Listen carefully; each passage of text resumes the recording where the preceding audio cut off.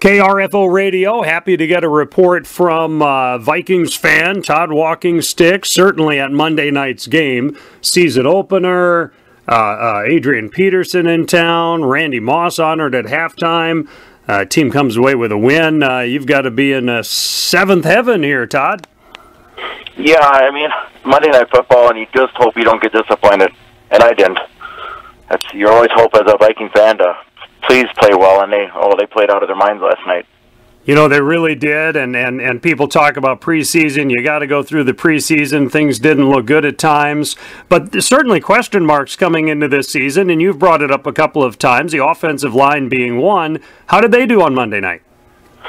I thought they were outstanding. You know, when they released Alex Boone, I hate to say this, but I thought it might be for the better. And last night, and I don't know if it's coincidental, but they played Elfline to center. All those guys, the blocking, run blocking, the pass protection. I think Bradford got sacked once, if I remember right. Mm-hmm. So, yeah, A+ for those boys that worked their butts off last night.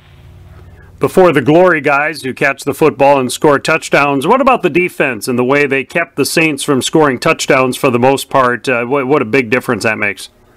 Yeah, in fact, I was talking to some of the play that Trey Waynes, he got beat on a double move pretty bad, and he grabbed the guy through a holding. But Bree threw it deep, and the kid caught it, and I thought he was going to score, but to credit Waynes, he hustled and he tripped the kid. Now, if that guy would have scored a touchdown, what would have done to the game? So, I mean, even though Waynes got beat on a bat, he just got burned. But to credit his hustle, to catch the kid and trip him, saved the touchdown. What was the fans' reaction, the crowd reaction to Adrian Peterson on the field for the Saints? Oh, man, booing. Way a lot. I mean, the first play of the game, and after the announcer said, Peterson with the carry, the boos were just, I don't know what you can hear on TV, but I was hearing it. It was awful. Was the place louder than, the U.S. Bank Stadium hasn't been open terribly long as it is, but what was the loudness like for the game? Yeah, it was insane when Randy Moss blew the Gallo horn.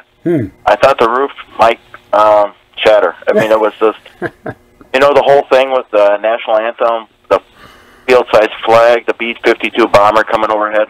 Oof. It was just fun. I mean, I could see the B-52 bomber because I sit on the glass side. Okay. So just right over our head, and it just brought chills. I mean, the whole night was emotional. 9/11 and the tributes that they did. That Burnett guy from Bloomington, Minnesota, that was a hero. Mm-hmm. And the 93 flight, his dad and family was honored at the game last night. Okay. I thought a great touch. Randy Moss then went into the Ring of Honor at halftime. Your thoughts about what you thought of Randy and what you thought of the presentation for him on Monday night?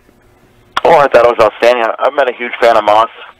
He's done his tactics, and it's some like him, some don't. But as a football player, you can't beat the kid. He's just last night it was just to see his speech and the jacket on him, and all the players that surround him, and then seeing the unveiled Moss 84 that will always be forever at U.S. Bank Stadium. I'll never forget it. And they did that card stunt at halftime where I don't know if they showed it on TV, but this card they handed out, and you put it, your eyes come through it, and so it spelled out Randy Moss, and then 84 in the end zones. Okay. And I ended up hearing about that. They did talk about that on the radio. I actually wasn't home to see that part of the game on TV, but they were talking about the cards that were used to salute Randy Moss. Visiting with Todd Walkingstick, Owatonna guy, big Minnesota Vikings fan. Dalvin Cook is a guy you've talked about from day one as a player you were excited about and what he would bring to the Vikings. His first game was a memorable one, even though he didn't score. No, but it's, I didn't realize this until after the game. K-Fan was saying he's broke Peterson's first game ever rookie rushing record. Peterson had 103 in 2007, and then Cook at 127 last night. His runs, you can see the power in him. You can see also the quickness. He kind of ran along the line and then cut. You can just see the quickness. You can see the power, and no fumbling. huge no fumble. I mean, you could see they're ripping at him, but the kid did an A+ job. The play of Sam Bradford at quarterback he was incredibly efficient last year in passing, but there were a lot of short passes and things of that sort, so his average per attempt was low. His average per attempt yesterday was real good. I think it was about 10 yards per attempt, able to get downfield, and that obviously is a great dynamic a team needs to be successful. Yeah, I can't say enough for Bradford. I mean, the protection was outstanding. I mean, he had the one sack, but, that's going to happen. But I thought those kids, again, the line gave Bradford some time, and, the catch by Diggs on the sideline in double coverage, that ball, I don't know how you can throw it any better, and then he got helmet to helmet on it and still hung on. All night long, I just sat in the stands and watched him. You could see that the receivers breaking for the ball. The only mystery to me last night was the Saints defensive backs, because they started on Thielen and all of a sudden they just let him go, and I don't know what they're looking at, but then you saw on TV how open he was. The weirdest defense. I didn't like to talk to defensive coordinators to find out why you start with Guy and then all of a sudden you just let him go to nobody. Well, I imagine they're talking about that on sports radio in New Orleans Tuesday and all week long. Now, was there anything that happened that you see that needs some work right away, Todd? Oh yeah, I mean, Pittsburgh's next week in Pittsburgh. They're going to be aggressive and hungry, and our offensive line will get the test of the year, I believe. Absolutely a win last night, but by all means, and I'm excited. But it's 15 more weeks of this. It's going to get, each week will be tough, and those kids had a good start, but they're going to get really, really tested Sunday. Good atmosphere at U.S. Bank Stadium. Is that feeling like a good home? Yeah, I love it. It's and after the game, I'd never seen this before, but fireworks. Oh. Probably 20 minutes worth of fireworks. I was just standing talking to a few fans, and all of a sudden I heard this bang, and I thought, I turned around, I was like, then the fireworks are coming from the west of the stadium, and I would say 15 to 20 minutes worth of fireworks. Oh. And they're able to do that inside the stadium, or did you have to look through the glass? Outside, west of the stadium. Oh, okay, so outside, but you could see it from inside the building or not? No, we were outside talking. Oh, okay, got it. And, it just all of a sudden, my back was doing, all of a sudden, I heard a bang, like a firework bang, and I turned around, and there it goes, just west of the stadium. I guess I don't know how far from it, but it was just beautiful to stand there and watch, and I mean, the night was beautiful weather. Yep. To stand out with other fans watching a fireworks display for, I'm going to say 15 minutes to 20. It was crazy. Wow. Well, a bang in downtown Minneapolis can mean a few things. I'm glad it was fireworks. Yeah, 9/11. You don't know. I mean, yeah, scary stuff. Unfortunately, I had a fan 3 seats down from me. Somebody threw a full beer can down. Ooh. And hit the glass that we sit in front of, and the beer went all over everybody. And I just think that was uncalled for. A full beer can coming flying down from I don't know how many rows. So, I mean, it was just kind of, you don't know what to expect at games. Well, yep, games and just in life, unfortunately, some of those bad things happen, but that's what we look to for sports, for a refreshing turn away from that, and a good thing. Now, the Viking fans in general, I know there were people there wearing Saints jerseys. Are the Vikings fans, in your experience, Todd, generally kind to folks that are wearing the other color uniforms? Yeah, I do. In my opinion, yes, I do believe fans are very nice to other people. In fact, last night, the Saints fans leaving, the security guard was patting him on the back. Thanks for coming. I don't think it was sarcastic. It was, a kindness act. If you don't act like an idiot, you shouldn't get treated like an idiot. It's my thoughts. Yeah, a little good-natured ribbing and even sarcasm is okay as long as it's all in good fun. And it sounds like that's what you experienced. Well, I was going to add one thing on Owatonna base.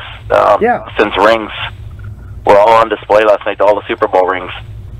All 51 years of Super Bowl rings were out in the plaza last night, so I got to see all the 51 years of Super Bowl rings.